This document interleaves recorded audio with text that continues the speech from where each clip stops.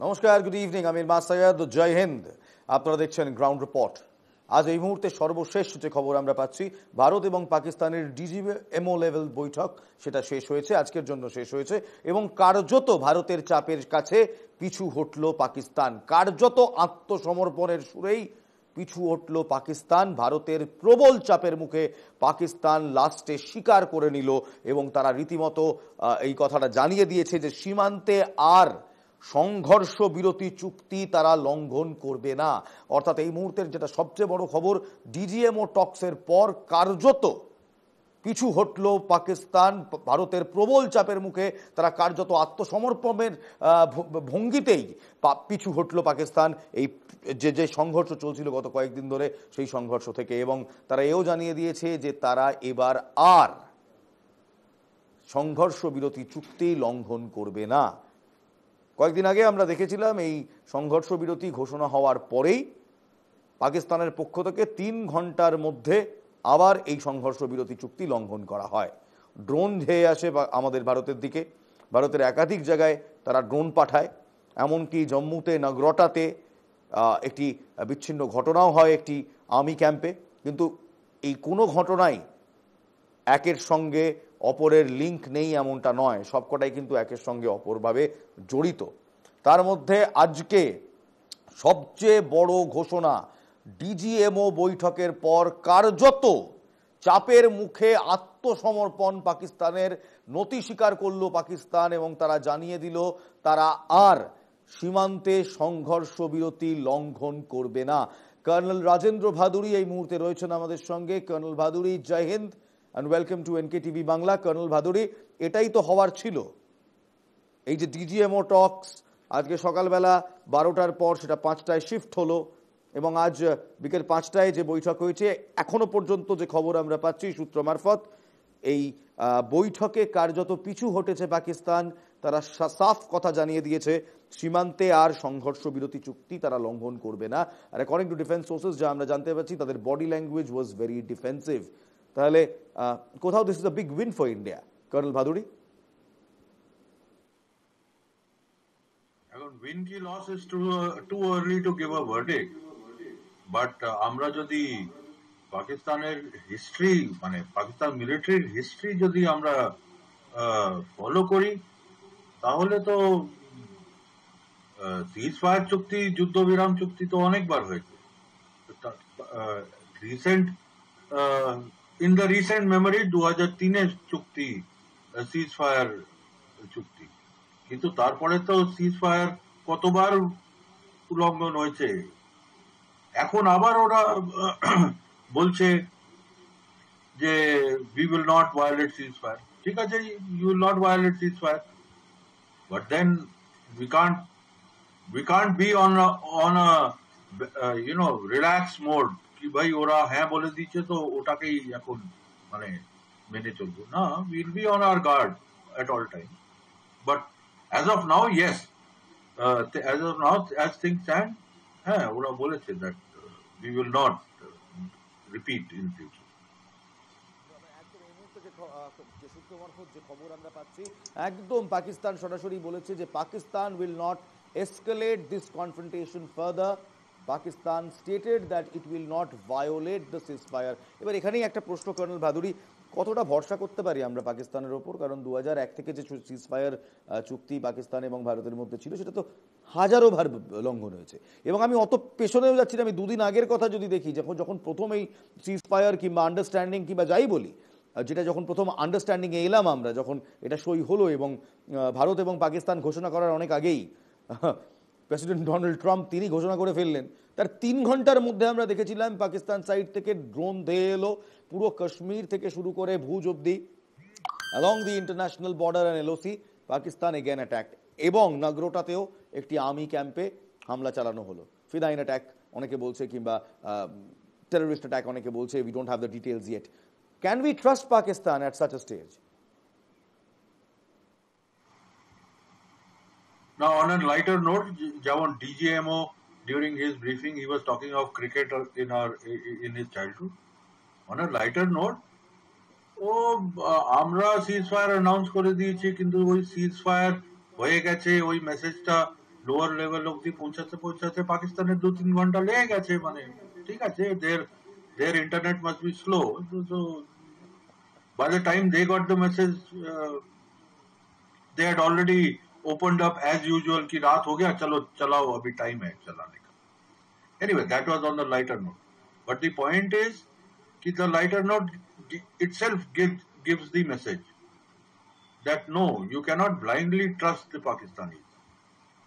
ठीक আছে, they have agreed, they have given a statement that henceforth there will be no violation of ceasefire, but then that is not gospel truth and we will not take it as gospel truth. আমরা prepared থাকবো, আমরা সবসময় expect করবো যে ও কিছু একটা শয়তানি করবে, আর কোনো একটা শয়তানি করলে তার সঠিক জবাব পাবে. ইনফ্যাক্ট এখন তো ওপেনলি বলে দেওয়া আছে, শয়তানি করবে তুমি ডিল ছুড়বে, আমি পুরো একটা পাহাড় তোমাদের মাথায় ছুড়ব.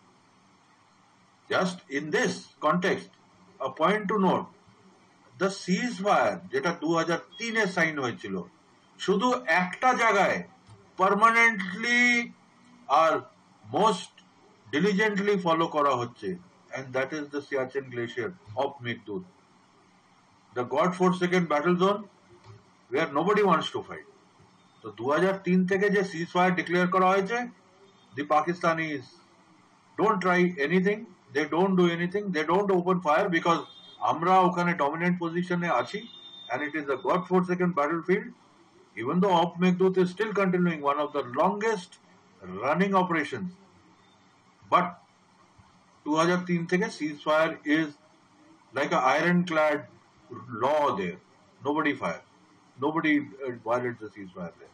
বাকি সব জায়গায় হচ্ছে, ফিউচারেও হবে, I can tell you that glacier ছাড়া, সিয়াচেনের সেই ব্যাটলফিল্ড ছাড়া বাকি সর্বত্র পাকিস্তান বারবার তাদের সিজফায়ার ভায়োলেট করেছে, এবং আমরাও জানি যে পাকিস্তানের মতো একটা দেশের থেকে এর থেকে বেটার আমরা এক্সপেক্ট করি না.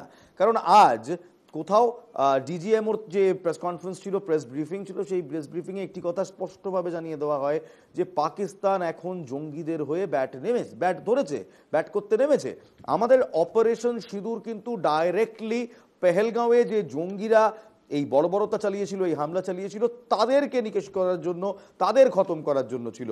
আমাদের টার্গেট পয়েন্টস ওয়ার পিওকে এবং পাকিস্তানের মধ্যে চলে আসা টেরর জোনস, লস্করে তৈবা, জৈশ-এ মোহাম্মদ, হিজবুল মুজাহিদিন, এদের হেডকোয়ার্টার্স, এদের camps.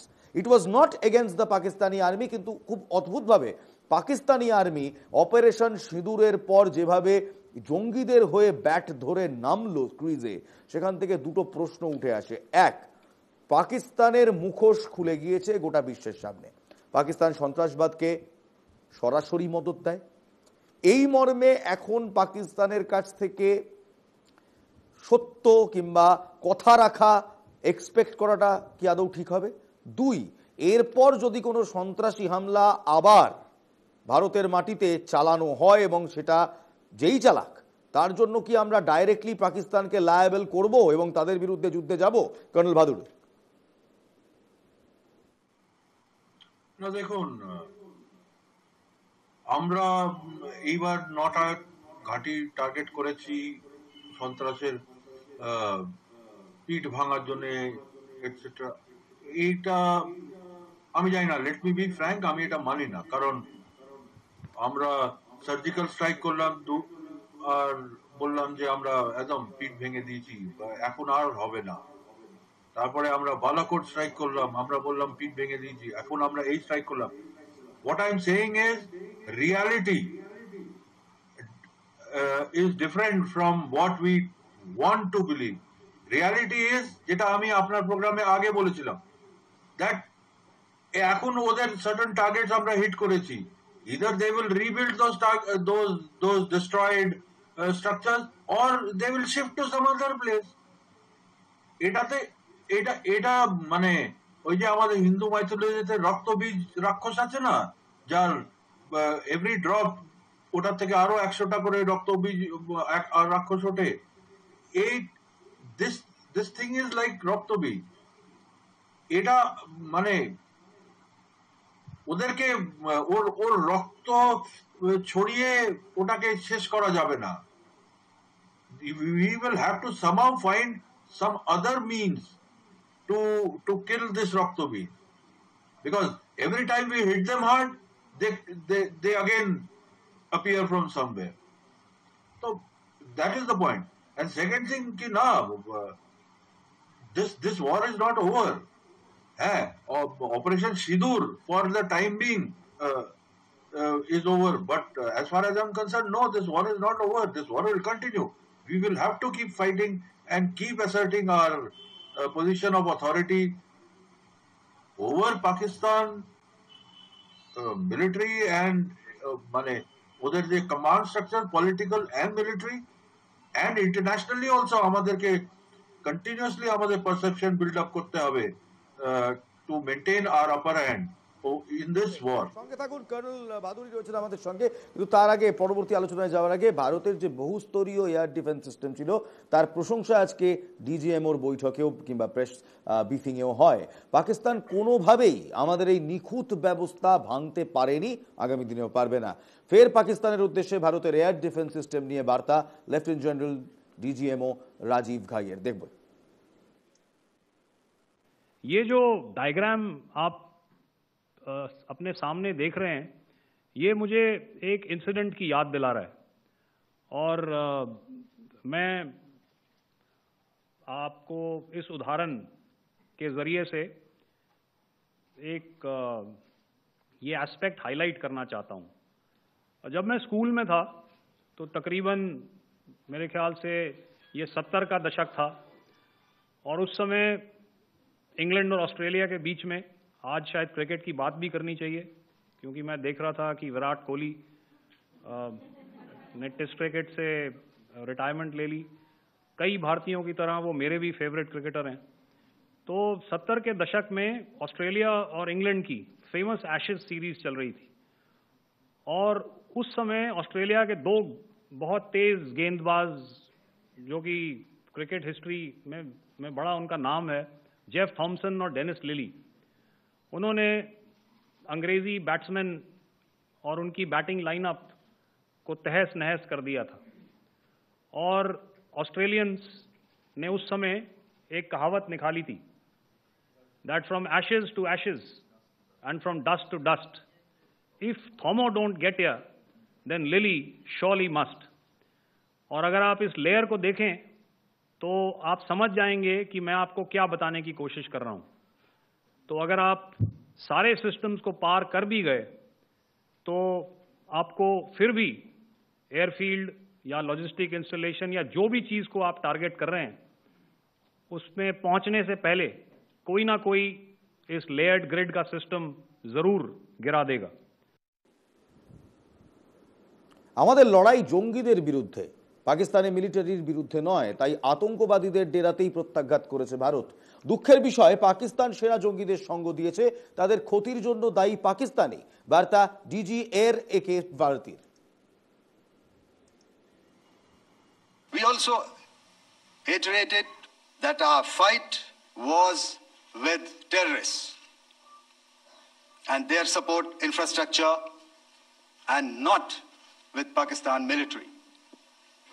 However, it is a pity that the Pakistan military chose to intervene and bat for the terrorist, which compelled us to respond in kind.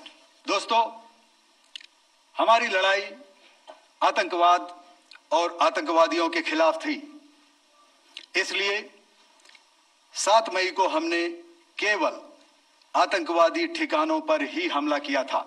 पर अफसोस इस बात का है कि पाकिस्तानी सेना ने आतंकवादियों का साथ देना उचित समझा और इस लड़ाई को अपनी लड़ाई बना ली।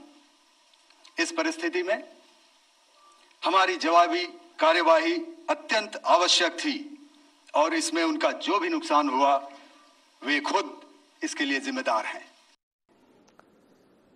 আমি এবার কর্নেল রাজেন্দ্র ভাদুরীর সঙ্গে কথা বলতে চাইব। কর্নেল ভাদুরী রয়েছেন আমাদের সঙ্গে। কর্নেল ভাদুরী, গত 40 বছর ধরে কিংবা তারও বেশি সময় ধরে আমরা দেখেছি পাকিস্তান এই প্রক্সি ওয়ার ভারতের বিরুদ্ধে চালায়, এই তাদের এই সন্ত্রাসবাদী সংগঠন দিয়ে। কখনো লস্কর তার নাম, কখনো তার নাম হিজবুল, কখনো তার নাম জৈশ-এ মোহাম্মদ, কখনো তারা ফিদাইন, কখনো তারা মুজাহিদিন, কখনো তারা হোয়াট এভার বিট, বেসিক্যালি মুল্লা জিহাদিস্ট।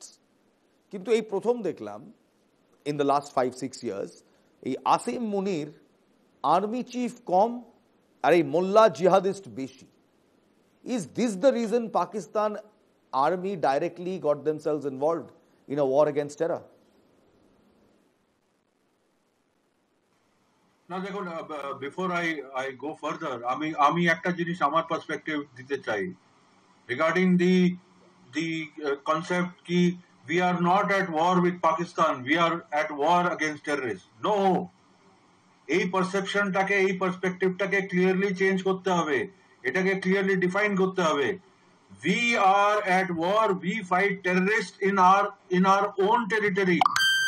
কিন্তু on the other hand, we say that these terrorists are trained, funded, sponsored, given shelter, everything by Pakistan, by the Pakistani ASI, by the Pakistani state, and they are the strategic assets of Pakistani state. Eita jodi amader stated position, then we have to make a stated position that we are at war with Pakistan, because these terrorists are strategic assets of the state of Pakistan. Therefore, there is no difference between these terrorists and the military of Pakistan. এইটা মানে এই complete কনসেপ্টটাকে change করতে হবে, that we are not at war with Pakistan but we are at war with terrorists. No, this does not make sense. আমাদের তো এইখানেই perception, war with Pakistan আর war with টেররিস্টের মধ্যে অ্যাকচুয়ালি কোনো তফাৎ নেই। আপনি এটাই বলছেন তো কর্নেল ভাদুড়ি, যে কোনো তফাৎ নেই, দুটোই পাকিস্তান আর্মির পার্ট। যেমন পাকিস্তান রেগুলার আর্মি আছে, তেমন টেররিস্ট আর just proxy soldiers for the Pakistani army, right Colonel Bhaduri? একদম 100%. I believe that they are strategic assets of the Pakistani army. এরা মানে you can give them whatever name you want. They are the quasi military arm of the Pakistani army. Plus, as far as Asim Munir is concerned, ছবি দেখানোর চেষ্টা করবো। আমি আমার সহকর্মীদের বলবো সেই ছবিটা আনতে, যেটা একেবারে ডিজিএমওর তরফ থেকে বা তাদের প্রেস কনফারেন্সে শেয়ার করা হয়েছে, যেখানে টেররিস্ট এবং পাকিস্তানি আর্মি এবং পাকিস্তানি সিভিল অফিসার্স, তাদের যে নেক্সাস সেটা একেবারে ক্লিয়ার। সেই ছবিটা আনবো যেখানে নিহত পাক টেররিস্টের যে শেষকৃত্য, সেই শেষকৃত্যর যে ছবিটা দেখানো হচ্ছিল, এবং যেখানে একের পর এক শীর্ষ সেনা নেতৃত্ব অর্থাৎ officers of the rank of lieutenant generals and brigadiers তারা প্রেজেন্ট, এবং high ranking officers of the Pakistani administration তারা প্রেজেন্ট। আব্দুল রফ একজন dreaded terrorist, wanted by the CIA, wanted by India, wanted by a lot of other countries. সেই আব্দুল রফ যেদিন মারা যাচ্ছে, এই যে সেই ছবি দেখছেন তার ফিউনারেলের ছবি, এবং তার সঙ্গে সঙ্গে দাঁড়িয়ে আছে, দেখুন যারা দাঁড়িয়ে রয়েছেন তারা পাকিস্তানি আর্মির রেগুলার আর্মিজের officer, top ranking officers, top brass generals and brigadiers তারা রয়েছে, এবং তাদের সঙ্গে সঙ্গে পাকিস্তান সিভিল অ্যাডমিনিস্ট্রেশনের একেবারে হাই র্যাঙ্কিং অফিসিয়ালসরা রয়েছে। এরপর কর্নেল ভাদুড়ি এই যে একেবারে মুখোশ খুলে দেওয়া হয়েছে পাকিস্তানের, যে এরপর তো আর কোনো সংশয় থাকে না, পাকিস্তান ইজ এ রোগ state that operates with terrorism, that operates with terrorists.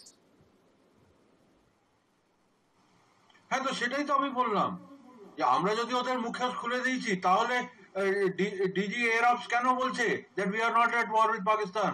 আমাদের তো ক্লিয়ারলি পাকিস্তানকে বলা উচিত যে ওই স্টেটমেন্টটা তো ঠিক আছে, that in case of a future terrorist act we'll take it as an act of war. আমাদেরকে পরিষ্কার বলা উচিত যে টেররিস্ট যদি আমাদের টেরিটরিতে হামলা করে, they cause damage to us, they cause loss of life to us, we will hit Pakistani military and state assets. This has to be clearly spelled out, and Pakistan should be told that act of war ঠিক আছে, act of war or no war, we'll declare war or we'll not declare war, but we will hit you on your national assets. We will hit your military installations in case even one terrorist fires 5 rounds here, or they cause any kind of significant damage here. Enough is enough. General Munir je kotha, Asim Munir kotha bolchilo, I call General Asim, or no, I don't call him general at all, I call him Mullah Munir. Mullah Munir is Mullah Ziaul Haq Part 2. what is happening now under Asim Munir was what Ziaul Haq's philosophy was. And Ziaul Haq was also a mullah. So we are just seeing a Ziaul Haq part 2 playing out in front of us. একেবারে আমি এই ছবিটাকে একটু বড় করে দেখাতে বলবো আমাদের দর্শকদের জন্য, যে দেখুন একেবারে কিভাবে ভারত অকাঠ্য প্রমাণ দিয়ে দেখিয়ে দিয়েছে যে মুরিদকের লস্করে তৈবা ক্যাম্পে যখন নিহত জঙ্গি রউফ আসগার তার রাউফ আজারের শেষকৃত্য, সেই শেষকৃত্যতে একেবারে দেখুন ব্রিগেডিয়ার লেফটেন্যান্ট জেনারেল র্যাঙ্কের অফিসাররা রয়েছে এবং সেই অফিসাররা গিয়ে সেদিন সেই শেষকৃত্য অ্যাটেন্ড করেছে। Lieutenant general Fayyaz Hussain Shah, corps commander 4th corps, major general Rao Imran Shah, লাহোরের 1st ইনফেন্ট্রি ডিভিশনের কমান্ডার ব্রিগেডিয়ার মোহাম্মদ ফুরগান শাবির তিনি রয়েছেন, ডক্টর উসমান আমনওয়ার রয়েছেন আইজিপি পাঞ্জাব অর্থাৎ পুলিশ, মালিক সাহাব আহমেদ বের রয়েছে member of provincial assembly of Punjab. অর্থাৎ এরা কারা? এরা একেবারে পাঞ্জাবের সিভিল অ্যাডমিনিস্ট্রেশন, মানে পাকিস্তান অকুপাইড পাঞ্জাবের যেটা আছে, এরা একেবারে পাকিস্তানের যে পাঞ্জাব রয়েছে সেই পাকিস্তানের পাঞ্জাবের একেবারে সেই ওদের ওই পাঞ্জাব প্রভিন্সের একজন মেম্বার অফ প্রভিন্সিয়াল অ্যাসেম্বলি রয়েছে, একজন আইজিপি রয়েছে পাঞ্জাবের অর্থাৎ পাকিস্তান পাঞ্জাবের, একজন আইজিপি রয়েছে, একজন ব্রিগেডিয়ার রয়েছেন, একজন মেজর জেনারেল রয়েছেন, একজন লেফটেন্যান্ট জেনারেল রয়েছেন এবং সেই লেফটেন্যান্ট জেনারেল একজন কোর কমান্ডার, বাকি রয়েছেন যিনি তিনি division commander GOC 11 infantry division Lahore, আরেকজন রয়েছেন commander 16th mechanized infantry Lahore. আমি এখানেই একবার আসবো কর্নেল ভাদুরীর কাছে। Colonel Bhaduri, there is no difference. Let's get Colonel Bhaduri on the screen, please. Thank you. Colonel Bhaduri, there is no difference between the Pakistani army and the terrorists, or the Pakistani administration and the terrorists. No, there is no difference. In fact, in Pakistan's war with India, they changed the course, their doctrine long back. ওই মুল্লা জিয়াউল হকের সময় they changed the doctrine কি এখন আমরা directly military two military কনফ্লিক্টে যাব না, we will keep hitting India with that so called death by 1,000 cuts, using these ideological morons as strategic assets. So there is no difference between the Pakistani state and these clowns who are usually termed as non-state actors. Na era non-state actors noy. Fundamental question. Let me come to a very fundamental question, Colonel Bhaduri. When we know that we are in conversation, in dialogues, actually with a rogue state, a state that supports terrorism for their day-to-day living, a state that has ministers, that has IGPs, co-commanders, div commanders, unit commanders attending the funeral of a wanted terrorist, the Rauf Azar. Is this ceasefire a good option for us? Or should we have gone all out and made a point very clear that fight against terrorism is directly equal to a fight against the rogue state of Pakistan?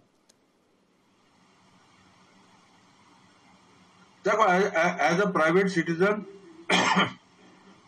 with no access to anything that is happening official, I can't say what was the logic behind declaring the sudden ceasefire or what circumstances came upon us jar karone ei ceasefire decision ta neya holo. But I personally feel that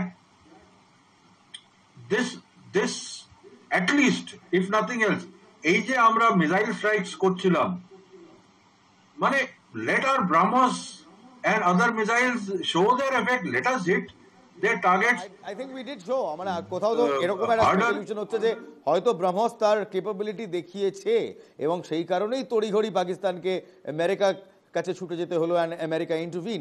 যদিও তার official কোনো confirmation আমরা এখনো পাইনি। আজকে DGAO, director general air operations, marshal AK Bharti, তাকেও যখন এই প্রশ্ন করা হয় কিরানা হিলস নিয়ে, তখন তিনি খুব he had a very witty reply, but his body language spoke volumes. So do you really think that was the deterrent? one of our missiles landing very close to Chaknala and Sargoda, was that the deterrent?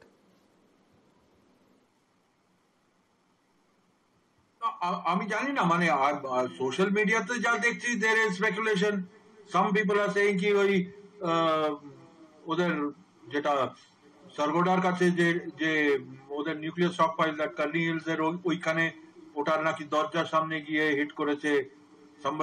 some are saying that we hit their nuclear command structure which is there at Nur Khan air base etc. Yeah. এখন yeah, but in case Nur Khan is in, yeah, correct. So the point is that did we actually cause damage or did we not cause damage, or people have jumped in out of some place and in anticipation they have stopped us, but then they stopped that area. Don't bomb that area. Bomb there are a whole lot of other airfields and forward air bases that we needed to hit, and hit those places. But Colonel, now the point is that আপনার কি মনে হয় যে এই মুহূর্তে এই সিজফায়ারটা আদৌ আমাদের দরকার ছিল, or should we have gone all out and claimed what is rightfully ours? That's POK. No, gone all out এর কোনো definition নেই. The point is that the only thing is defined what is our strategic aim and what is our tactical aim. There is no definition of all out. All out means nothing. Our strategic aim can be achieved without going all out. মানে all out এর যাই whatever that sounds like, কিন্তু all out না গিয়েও strategic aims achieve করা যায়, all out না গিয়েও tactical aims achieve করা যায়। কিন্তু এখন আমরা কি করলাম, মানে আমি সেটাই বুঝতে পারছি না আমরা achieve কি করলাম। ফাইনালি সিজফায়ার হয়ে গেল, পাকিস্তান এখন বলছে যে না না বাবা আমি আর শয়তানি করব না, আমরা ভিক্টরি ডিক্লেয়ার করেছি। ওখানে শাহবাজ শরীফ তো ন্যাশনাল টিভিতে পুরো নেশনকে অ্যাড্রেস করে বলেছে যে আমরা জিতে গেছি যুদ্ধ।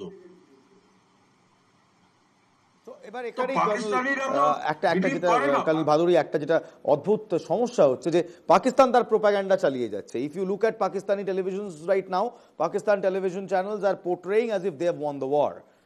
If you look at us and by the DGMO briefings, আমরা 13টা পাকিস্তানি এয়ারবেসকে হিট করেছি, আমরা ওভার 9 টেরর স্ট্রাইকস কিংবা টেরর ক্যাম্পকে হিট করেছি, মোর দ্যান 140 টেররিস্ট কিল্ড, তার মধ্যে about 6 to 7 high value targets রয়েছে, and about 30 to 35 is the body count of the Pakistani personals killed.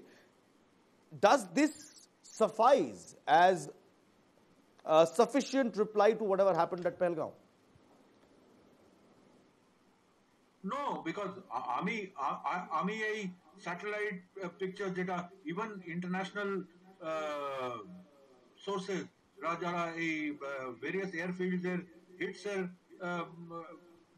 Satellite image etcetera analyse করছে আর circulate করছে, আমি ওদেরকেও নোটিস করেছি, আমিও দেখছি। আমরা কি হিট করেছি আমি বুঝতে পারছি না।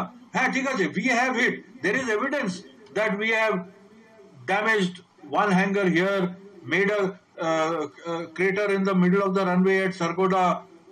We have made a crater in the middle of the runway at Rahim Yar Khan.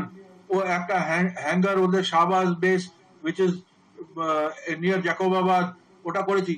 But যেমন for example satellite images showing কি আমরা রানওয়ে তে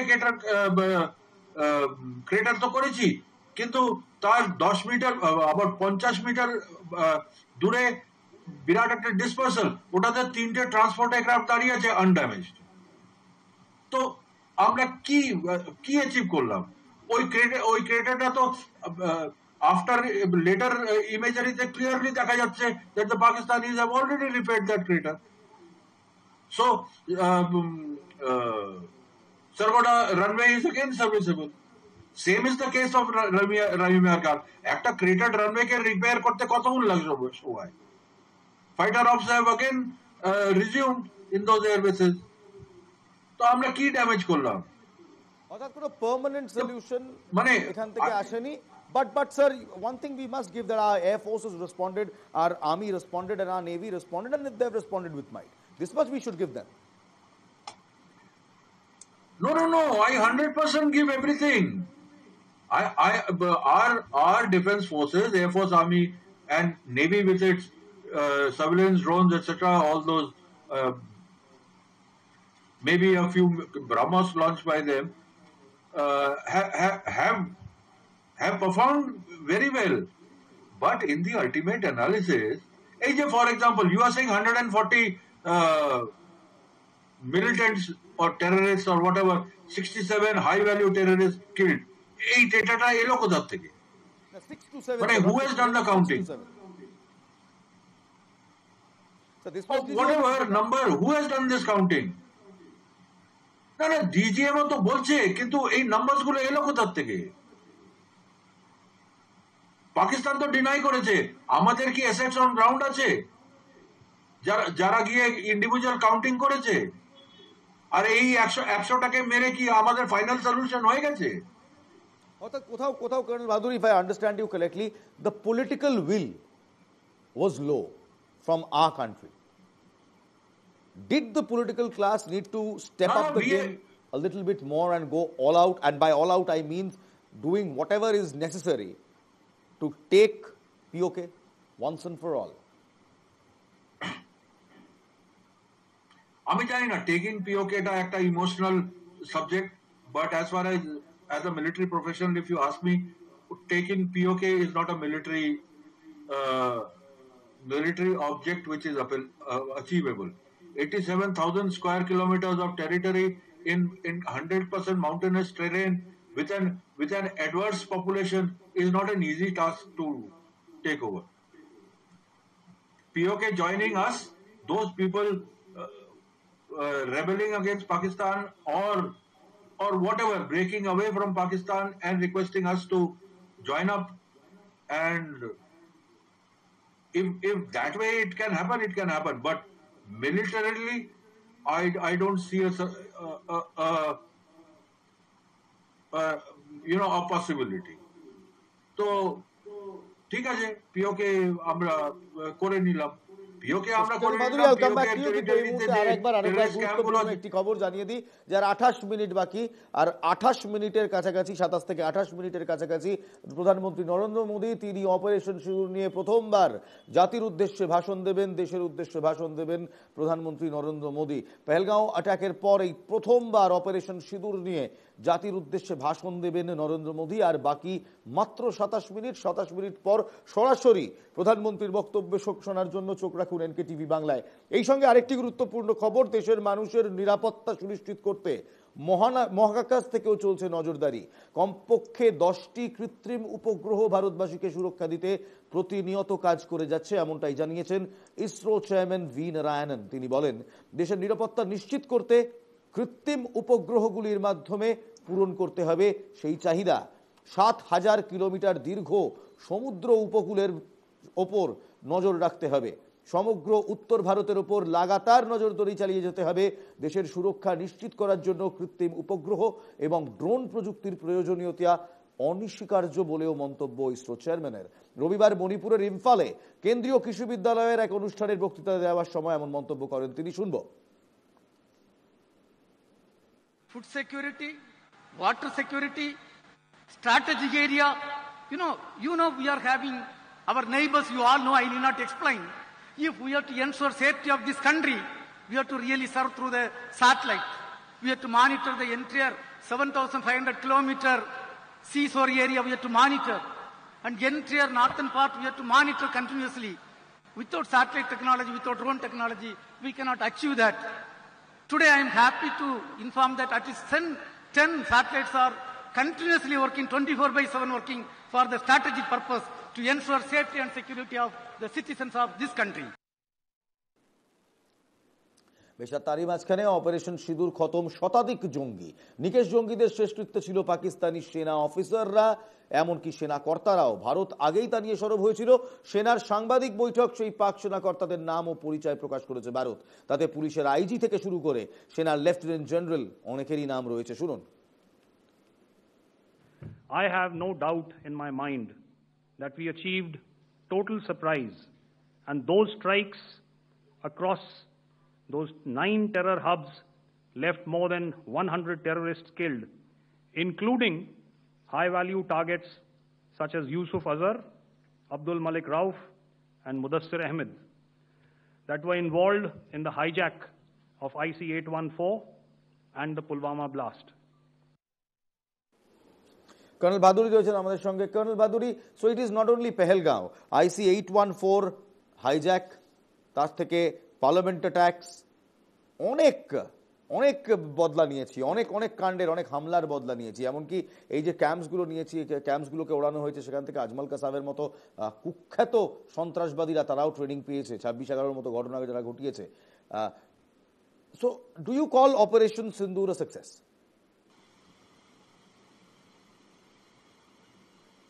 Now, Operation Sindoor ki I sat through the DGMO and DGA of Air Ops briefing, but I didn't hear that anybody announcing that Operation Sindoor has been called off or it has been terminated. But it is still going on. As far as I'm concerned, Operation Sindoor cholche. Then it becomes very problematic or very confusing. একদিকে operation সিঁদুর is ongoing.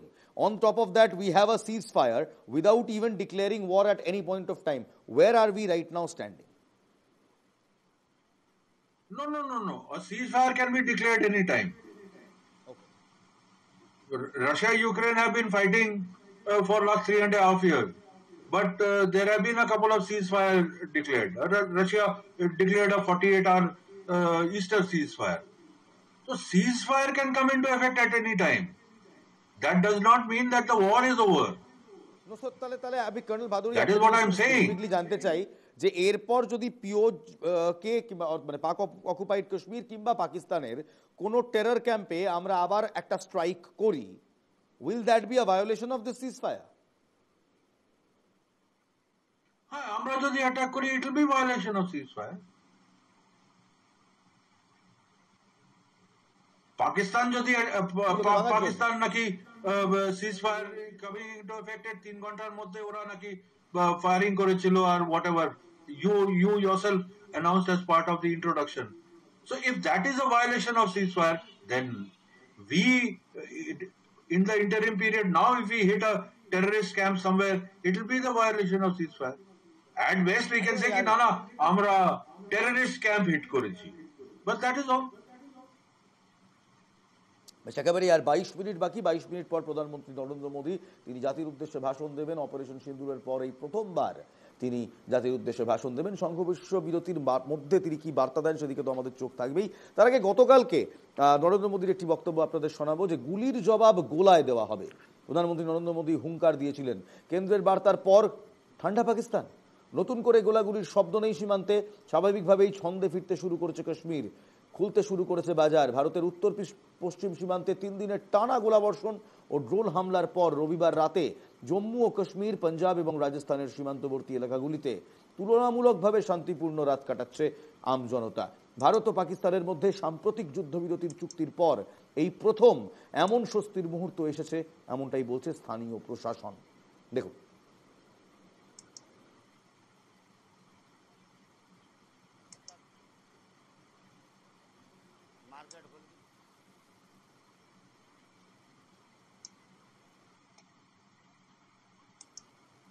लाइटें जलती है तो भी नुकसान होने की संभावना रहती है। इससे अच्छा है कि 7:30 बजे घर चले जाओ। और वैसे मार्केट खुल गया, कोई दिक्कत नहीं है, गिराई चल रही है, अपने दाल रोटी मिल रही है। बाकी धन को क्या साथ में लेके जाएंगे? अभी कोई मिसाल आके गिर जाती तो यहाँ का यहीं पड़ा रहता, कोई साथ में नहीं जाता है। अब 2 दिन से मार्केट खुल गए और शाम को ब्लैकआउट होता है और सुबह 6 बजे तक रहता है और मार्केट में आवाजाही शुरू हो गई है, दुकानें भी खुल गई है और सारा और शांति है। अब कल रात को तो ब्लैकआउट था और अब मार्केट खुलने लगा है धीरे धीरे, वापस दिनचर्या पटड़ी पे आ रही है। और भारतीय सेना के ऊपर बहुत बड़ा गर्व है हमें आज तक नहीं आई, हमारे ऊपर से रॉकेट निकले थे और हमने आंखों से देखा था। अभी ऐसा कुछ नहीं है, बिल्कुल सामान्य स्थिति है। अब लोग घरों से बाहर आ रहे हैं और धीरे धीरे दिनचर्या वापस पटड़ी पे आ रही है। हाँ ओपन कर सब अभी को गरीब आदमी जो धंधे वाला वो कहाँ जाए। तो अभी लॉकडाउन खुला है तो सभी को भी मैं भी सभी को भी कह रहा हूँ तो भाई लॉकडाउन खुला तो मजदूर वगैरह तो कमाएंगे तो खाएंगे क्या, ठीक है ना। अभी 2 दिन से मोदी जी ने खुला है लॉकडाउन, अभी ठीक है। मुझे है काम ईश्वर से जगत रूठे तो रूठन दे, जगत रूठे तो रूठन दे। একটা ছোট্ট বিরতি নেব, বিরতির পর ফিরে আসছি। বিরতির পর বাংলার কি অবস্থা, বাংলার বীরভূম, সেখান থেকে জেএমবি জঙ্গিরা গ্রেফতার হচ্ছে, সেখান থেকে গোলা বারুদ পাওয়া যাচ্ছে, চিন্তা বাড়ছে। এই বাংলা কি তাহলে এখন সেফ করিডোর অ্যান্টি ন্যাশনাল অ্যাক্টিভিটিজের? এই সমস্ত কিছু নিয়ে আলোচনা করবো একটা ছোট্ট বিরতির পর। আর বিরতির আগে জানিয়ে রাখি, আর 19 মিনিট মাত্র বাকি। 19 মিনিট পর প্রধানমন্ত্রী নরেন্দ্র মোদী তিনি এই প্রথমবার সিঁদুরের পর, অপারেশন সিঁদুরের পর জাতির উদ্দেশ্যে বক্তব্য রাখবেন। ছোট্ট বিরতি, তারপর ফিরছি গ্রাউন্ড রিপোর্ট নিয়ে।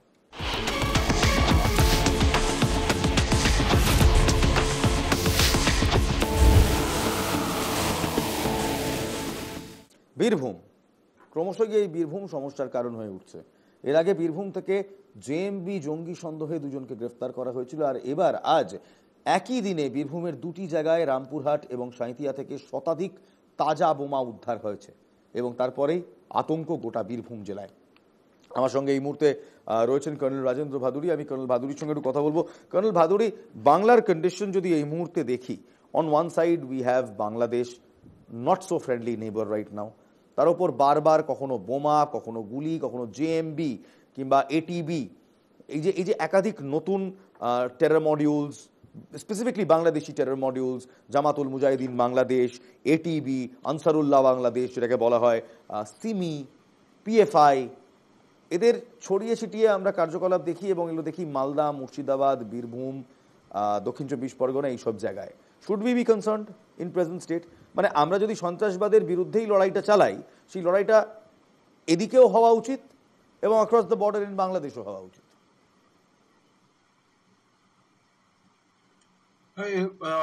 অ্যাকচুয়ালি তোমার প্রশ্নে দুটো ডিফারেন্ট সিনারিওস মানে মিক্স আপ হয়ে আছে। ওয়ান ইজ আমাদের স্টেটের internal law and order control. তো যেহেতু if Bangladesh is at peace আর বাংলাদেশে কোনো প্রবলেম নেই, তাহলে we are generally at peace. কিন্তু বাংলাদেশের সিচুয়েশন এখন অস্থির, তো we have to up the ante and raise our game to a second or third level of competence. তো এই জেএমবি ধরা বা অন্য presence of Bangladeshi insurgents in our territory, ওইটার জন্য Bengal police has to be on its toes and our CID, our information network of the police and the and other security agencies have to up their game at present. Second, Bangladesh অস্থির সিচুয়েশনে আছে, তো তারা কি আমাদের উপরে একটা military threat?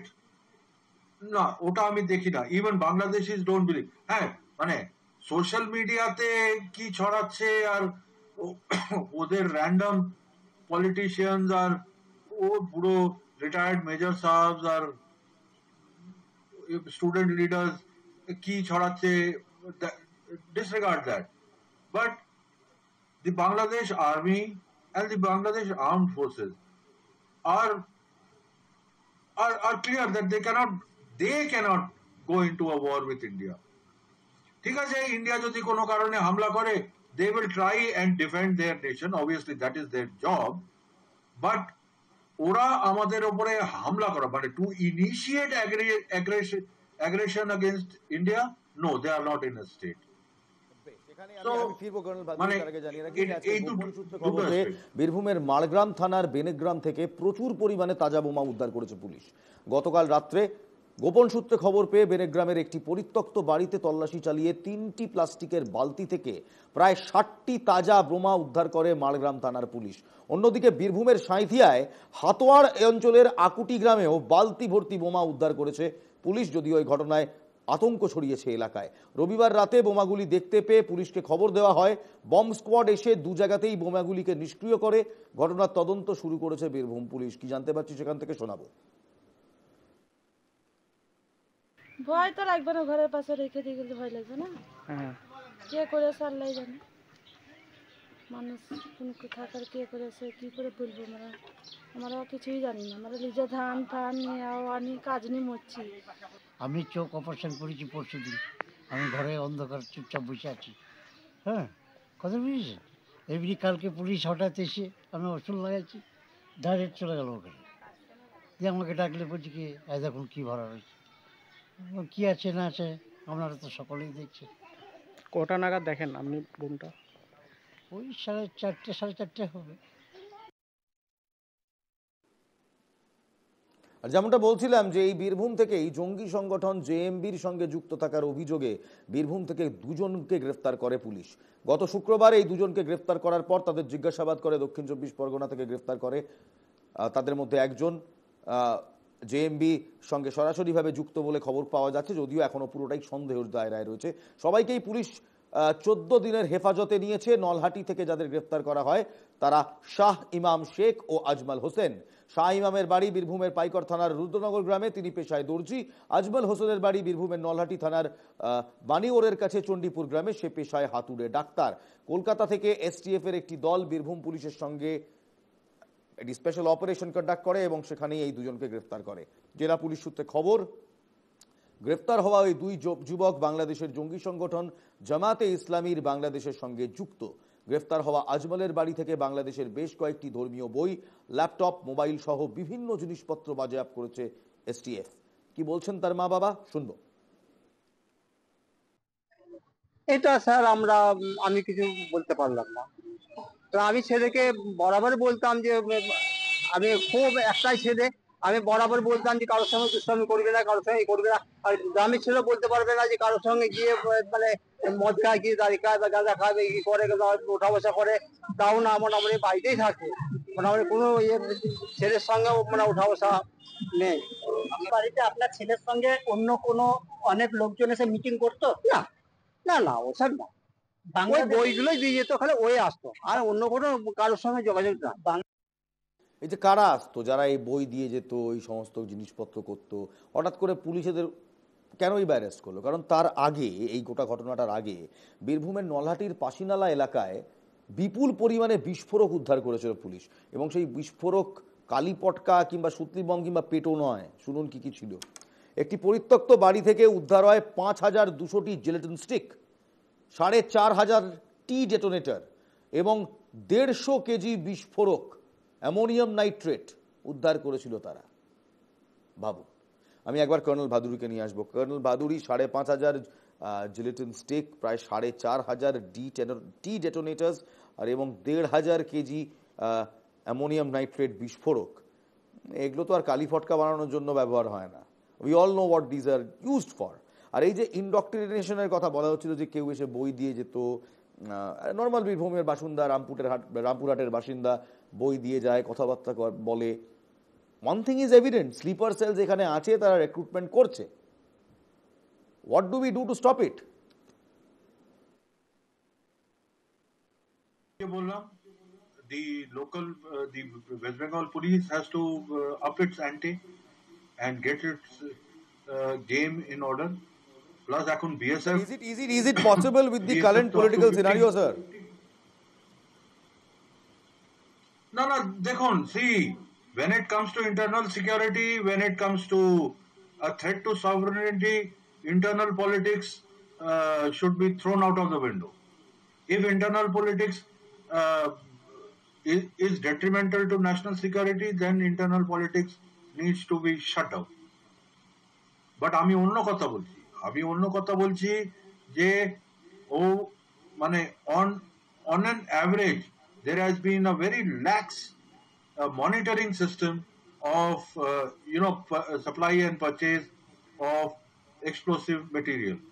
এখন if you geographically if you see in Nolhati, Rampurhat and adjoining Pakur etc. এটা হচ্ছে ওই স্টোন চিপস আর স্টোন কোয়ারির একটা খুব মেজর এই রেলওয়ে আর রোড বিল্ডিং এ যে স্টোন চিপস গুলো 90% of it is produced there and it comes from there.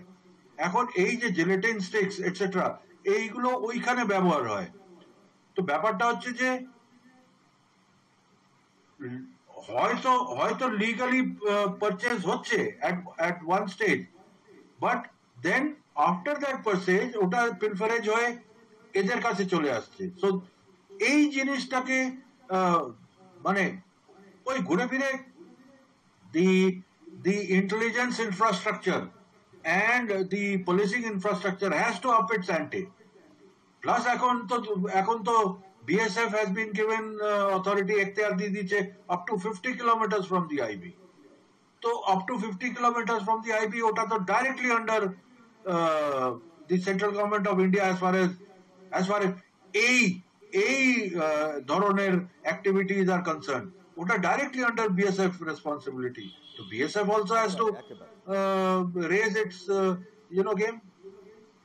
একেবারে আমি আপনার কাছে ফিরবো, তার আগে একবার জানিয়ে রাখি যে বীরভূমকে এখন অনেকেই বোম ভূম আখ্যা দিচ্ছে। কেন বীরভূমকে বোম ভূম আখ্যা দেওয়া হচ্ছে তাহলে দেখুন, এক এক করে দেখাই। 25শে এপ্রিল সাঁইথিয়ার দক্ষিণ সিজা গ্রামে ফিরোজ শেখের বাড়িতে বিস্ফোরণ হয়। তারপর 27শে এপ্রিল আবারও এই সাঁইথিয়ার আকুরডিহি গ্রামে বিস্ফোরণ হয়, একজন জখম হন। 28শে এপ্রিল আকরডিহি গ্রাম থেকে 10টি তাজা বোমা উদ্ধার করে পুলিশ। 29শে এপ্রিল সাঁইথিয়ার দক্ষিণ সিজা গ্রামে প্লাস্টিকের জারে তাজা বোমা উদ্ধার করে পুলিশ। 4 মে সাঁইথিয়ার বলাইচন্ডী গ্রামে বোমা বিস্ফোরণ। 7ই মে সাঁইথিয়ার ছোট সিজা ধানক্ষেতে বোমা বিস্ফোরণ। 11ই মে আকুরডিহি গ্রামে ড্রেন থেকে তাজা বোমা উদ্ধার এবং তার সঙ্গে যেগুলো আপনাদের দেখালাম জিলেটিন স্টিক থেকে শুরু করে জেএমবি জঙ্গি মডিউল থেকে শুরু করে সব কিছু। এর মধ্যে একটা প্রশ্ন খুব বারবার ঘুরে ফিরে আছে এবং সেই প্রশ্নটা অত্যন্ত দরকারও, যে পলিটিক্যাল ক্লাস, পলিটিক্যাল নেতা যারা রয়েছে, নেতৃত্ব যারা রয়েছে, তাদেরও একটা দায়িত্ব পড়ে এগুলোকে চেকে রাখার। কিন্তু বীরভূমের পলিটিক্সটা অদ্ভুত। একদিকে কাজল শেখ, অন্যদিকে কেষ্ট, জানেন অনুব্রত মণ্ডল, কথায় কথায় এ ওকে বোম মারে, ও একে বোম মারে। এই যদি হয় কালচার পলিটিক্যালি, তাহলে দেশের সুরক্ষা তো গেল। কোথা থেকে জিলেটিন স্টিক আসছে, কে কিনছে, কেন কিনছে কেউ জানে না। এত বোমা কোথা থেকে আসছে? খগড়াগড় বিস্ফোরণের পর এনআইএ যখন সেখানে তদন্ত শুরু করে বেশ কিছু পয়েন্টস পাওয়া গিয়েছিল, কিন্তু খগড়াগড় বিস্ফোরণ কবে হয়েছিল? 2013 সালে। আজ 2025। কর্নেল ভাদুরীকে এখানেই আনবো। কর্নেল ভাদুরী, আমি at the last leg of my show. Khagragarh বিস্ফোরণ খুব ইম্পর্টেন্ট একটা টার্নিং পয়েন্ট, কারণ সেই খগড়াগড় বিস্ফোরণের পর চোখে আঙুল দিয়ে কোথাও আমরা, please get colonel Bhaduri on screen please, কোথাও চোখে আঙুল দিয়ে আমরা দেখতে পেয়েছিলাম যে সমস্যা রয়েছে, বড় কিছু সমস্যা রয়েছে। তারপর তো 2013 থেকে 2025 অনেকটা দিন গেল। আপনি এই যে আপিং দ্য গেম বলছিলেন, লোকাল পুলিশের বলুন কিংবা লোকাল পলিটিক্যাল ক্লাসের ইন্টারনাল সিকিউরিটি নিয়ে যা করা উচিত ছিল তো হয়নি, দেখিনি আমরা। এখনো তো আমরা দেখছি বিভিন্ন জায়গায় বোমা বেরোচ্ছে, Simi, PFI, everything is going on in Bengal. Will Bengal become the next valley? No, Bengal will not become the next valley, but there is another larger game, not game, sorry, wrong terminology, a larger picture. এই যে খগড়াগড়ের ব্লাস্টের যে কথাটা বললেন, ওটাতে তো central agencies and NIA was directly involved in the investigation. A lot of information they must have. So what happened to that? Why have the মানে তখন খুব বড় বড় করে নিউজপেপারে we were blasted with lot of information and news. তারপরে everything has gone quiet. What is happening? But there is a failure from a very high level to that damn Sipai of that local Thana. একেবারে একেবারে colonel Bhaduri, আমি আপনার সঙ্গে 100% সহমত যে এই মুহূর্তে যদি দেশের সুরক্ষার কথা মাথায় রাখতে হয়, যদি আমাদের দেশের ইন্টারনাল সিকিউরিটির কথা মাথায় রাখতে হয়, তাহলে এই স্লিপার সেল যেগুলো রয়েছে বিভিন্ন জঙ্গি সংগঠনের, ব্যান্ড সংগঠনের, সিমি থেকে পিএফআই থেকে শুরু করে জামাত উল মুজাহিদিন বাংলাদেশ থেকে শুরু করে আনসারুল্লাহ বাংলা টিম, এবিটি যারাই আছে তাদেরকে খুঁজে বার করতে হবে এবং লোকাল পুলিশকে আর একটু সতর্ক হতে হবে। এবার আর নাকে সরষের তেল দিয়ে ঘুমোলে চলবে না। কোথাও আমাদের বুঝতে হবে যে বাংলাদেশ এই মুহূর্তে আমাদের বন্ধু রাষ্ট্র নয়, এবং এই এত বিস্ফোরক যে আসছে, কোথাও পলিটিক্যাল ভায়োলেন্সকেও থামতে হবে। এই বোমা মজুত করে রাখার কালচার যেটা বাংলায় একেবারে মজ্জায় ঢুকে গেছে রাজনীতির, সেটা বন্ধ হতে হবে, কারণ সেটা বন্ধ না হলে ক্ষতি দেশের। এবার তৃণমূল, বিজেপি, কংগ্রেস, বামেরা নিজেদের পার্সোনাল গেমস পেছনে রাখুন। সবার আগে বলুন নেশন ফার্স্ট, আগে দেশ, তারপর না হয় আপনাদের কুর্সির কথা ভাববো। ভালো থাকবেন, ভালো রাখবেন, জয় হিন্দ। আর মাত্র 4 মিনিট পর প্রধানমন্ত্রী নরেন্দ্র মোদী এই প্রথম অপারেশন সিঁদুরের পর জাতির উদ্দেশ্যে ভাষণ দেবেন। সরাসরি সেই ভাষণ আপনারা দেখতে পাবেন এনকে টিভি বাংলায়। কোথাও যাবেন না, চোখ থাকুক। আর মাত্র 3 মিনিট অ্যান্ড কাউন্টিং ডাউন, প্রধানমন্ত্রী নরেন্দ্র মোদী আর 3 মিনিটের মাথায় বক্তব্য রাখবেন সরাসরি দেশের উদ্দেশ্যে। জয় হিন্দ।